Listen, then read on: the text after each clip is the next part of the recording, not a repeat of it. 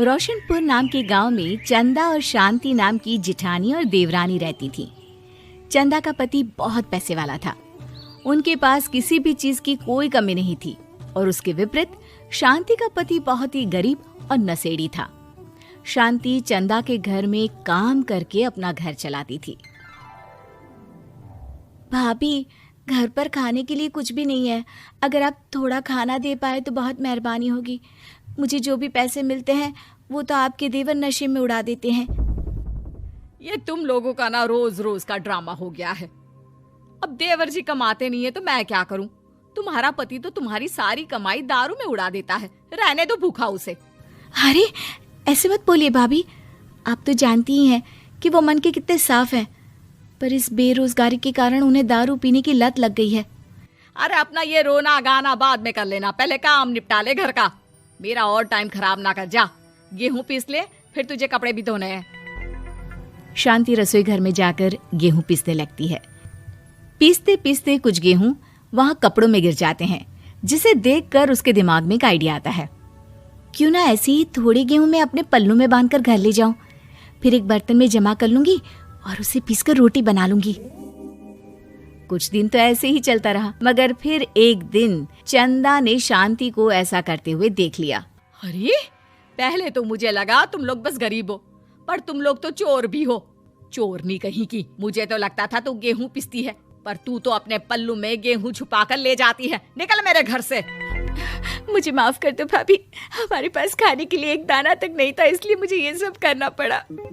अरे तुम लोग मेरे रिश्तेदार हो, इसीलिए दया कर कर तुझे मैंने अपने घर पे काम पर रख लिया, पर तू और तेरा पति हमारे खानदान का नाम मिट्टी में मिलाने पर उतारू हो चुके हैं।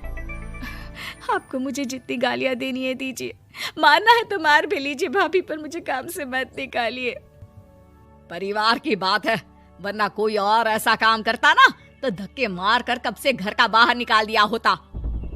रोते रोते शांति अपने घर चली जाती है, जहाँ उसका नशेड़ी पति कहता है, अरे कहाँ रह गई थी कामचोर? इतनी देर क्यों कर दी? आज पैसे लाई कि आज भी खाली हाथ वापस आ गई है? अपने हाथ दिखा। जरूर पैसे छुपा लिए ताकि मैं दारू ना पी पाऊं। नहीं जी, मैं आपसे क्यों छुपाऊंगी, और अभी आप दारू पीने की बात कर रहे हैं, उसी कारण तो आज हम लोगों की ये हालत हो गई है। किसी काम की नहीं है तू, बिना मार खाए समझेगी नहीं। रख, अभी तेरे होश ठिकाने लगाता हूँ। रामलाल शांति को बहुत मारता है। शांति का मन दुखी हो जाता है और वो गांव के तालाब के पास के एक पेड़ के नीचे बैठकर फूट फूट कर रोने लगती है।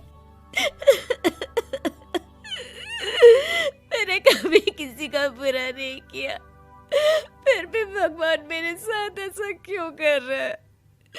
मैं तो रामलाल जी की फिक्र करती हूँ, फिर भी उन्होंने मुझे इतना मारा। तभी उसे एक आवाज सुनाई देती है, रोने की कोई जरूरत नहीं है बेटी, चिंता क्यों करती हो? ये आवाज कहाँ से आ रही है? शांति अपने आसपास देखती है, उसे कोई नहीं दिखता। वो ऊपर देखती है, जहाँ उसे एक छोटी सी परी दिखती है। आप कौन है? आप तो कोई परी लगती हैं। हाँ बेटी, मैं इसी पेड़ पर रहती हूँ। मैंने तुम्हारी सारी बात सुनी, अब तुम्हें फिक्र करने की कोई जरूरत नहीं। अपनी आंखें बंद करो। शांति आंखें बंद करती है और जादुई परी अपनी छड़ी घुमाती है। उसकी छड़ी घुमाते ही पेड़ के सारे पत्ते सुनहरे रंग के हो जाते हैं। परी उनमें से एक पत्ता तोड़ लेती है और फिर से अपनी छड़ी घुमाती है, जिसके कारण सारे पत्ते पहले की तरह साधारण से दिखने लगते हैं। आंखें खोलो बेटा। लो, इस पत्ते को ले जाकर अपने तकिए के नीचे रख देना। ये तो एक साधारण पत्ता है, इससे क्या होगा? ठीक है, अगर आप कहती हैं तो मैं इसे रख लेती हूँ। शांति उस पत्ते को लेकर अपने घर जाती है और अपने कमरे में तकिए के नीचे रखकर सो जाती है। सपने में उसे वही पेड़ वाली जादुई परी दिखाई देती है। बोलो शांति, क्या चाहिए तुम्हें? मैं चाहती हूँ हम बहुत अमीर हो जाए और मेरे पति नशा करना छोड़ दे, उन्हें कोई काम भी मिल जाए। कल जब तुम सुबह नींद से जागोगी, तुम्हारी इच्छा पूरी हो गई होगी। अगली सुबह शांति नींद से जागती है, अपने आसपास का नजारा देखकर चौंक जाती है।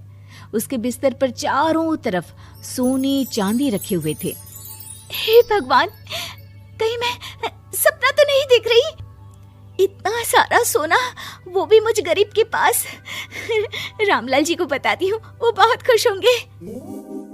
शांति जैसे ही कमरे के बाहर जाती है, वो देखती है कि रामलाल सूट बूट पहने काम के लिए बाहर जा रहा होता है। मुझे शहर में एक नौकरी मिल गई है शांति, मुझे आने में देर हो जाएगी, घर का ध्यान रखना। और इस तरह शांति बहुत अच्छा जीवन बिताने लगती है। उसके पास अब किसी भी चीज की कमी नहीं रह जाती। रातों रात शांति के पास आए इतने पैसों को देखकर उसकी जिठानी उससे पूछती है, अरे क्यों रे शांति, कहीं बड़ा हाथ मारा है क्या? अचानक तुम लोगों के पास इतना पैसा कैसे आ गया? नहीं नहीं भाभी, ये सब तो जादुई परी के दिए हुए पत्ते का कमाल है। शांति जादुई पत्ते के बारे में सारी बात चंदा को बताती है, जिसे सुनकर चंदा के मन में लालच आ जाता है और वो झूठ मूठ रोते हुए उसी पेड़ के नीचे जाती है जहाँ उसकी रोने की आवाज सुनकर जादुई परी कहती है, क्या हुआ बेटा, क्यों रो रही हो? मैं बहुत गरीब हूँ, मेरे पति मुझे बहुत मारते हैं, अब मैं जीना नहीं चाहती। चिंता मत करो बेटा, अपनी आंखें बंद करो। जादुई परी चंदा को भी उसी पेड़ का एक पत्ता देती है और तकिए के नीचे रखने को कहती है।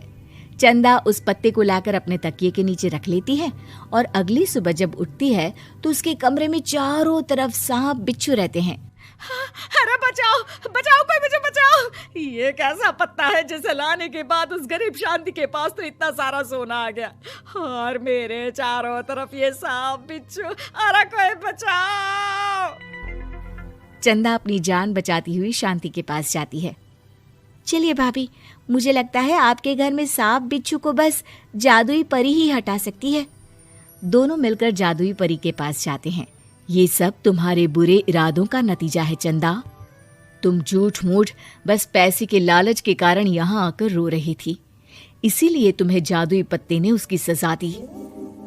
अरे मुझे माफ कर दीजिए जादुई परी, मेरे मन में लालच आ गया था। अरे शांति, तुम भी मुझे माफ कर दो, मैंने तुम्हारे साथ बहुत गलत किया है, फिर भी तुम मेरी मदद के लिए आई।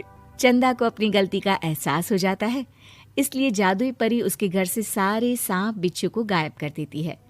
चंदा और शांति आपस में मिलजुल कर रहने लगती हैं।